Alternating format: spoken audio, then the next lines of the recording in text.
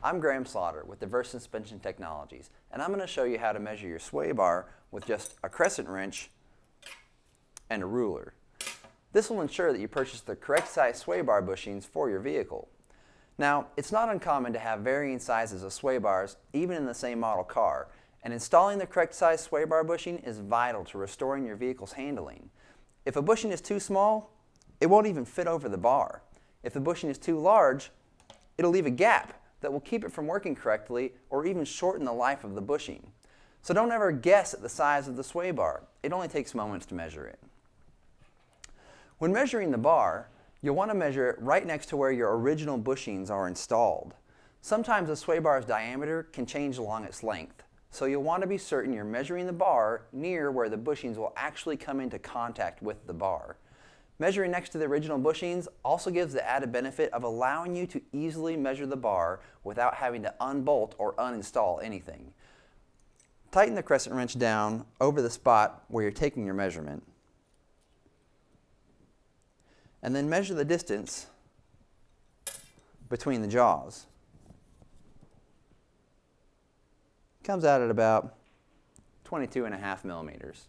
This simple measurement will provide you with the diameter of the bar. Now, if you're one of the lucky folks whose bar happens to measure out at a perfect match to a universal bushing, you can pretty much stop there. However, if your bar measures out in between two available sizes, you need to know which one to select. The rule here is to never use a bushing that is larger than the bar.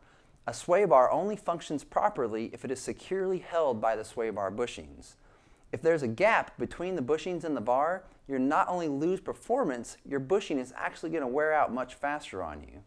So when you're presented with a choice, always select a bushing that is smaller than the bar. Because these bushings are somewhat flexible, you should be able to install a bushing that is about 0.5 millimeter smaller than the bar. If the difference in size is greater than 0.5 millimeter, you may be able to slightly sand out the inner diameter of the bushing to make the opening a little bit larger.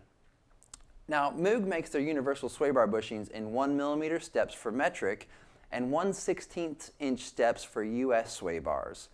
Keep in mind, there's no reason that a bushing measured out in inches wouldn't also fit on a metric sway bar.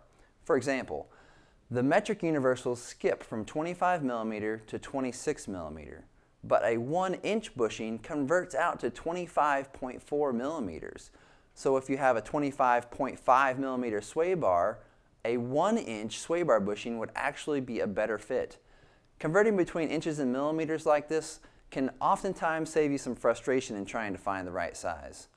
Your last concern would be in making sure the bracket that secures the sway bar bushing will mount up to your vehicle. If you're using a bushing that is designed to work with your original bracket, you should be just fine. But if you're buying a sway bar bushing that includes a new bracket, you want to be sure that the bracket will bolt up. You can't simply use a universal sway bar bushing with your original sway bar bushing bracket.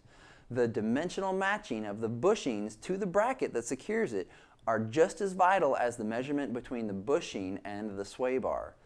With a Moog universal sway bar bushing bracket, you'll need to make sure that the center to center of the bolts that secure the bracket fall roughly between 2 and 3 inches.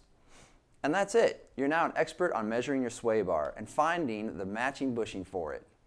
To purchase these or any other Moog brand bushings, you can find us online at moogsuspensionparts.com or give one of our techs a call at 888-406-2330. Thanks for watching.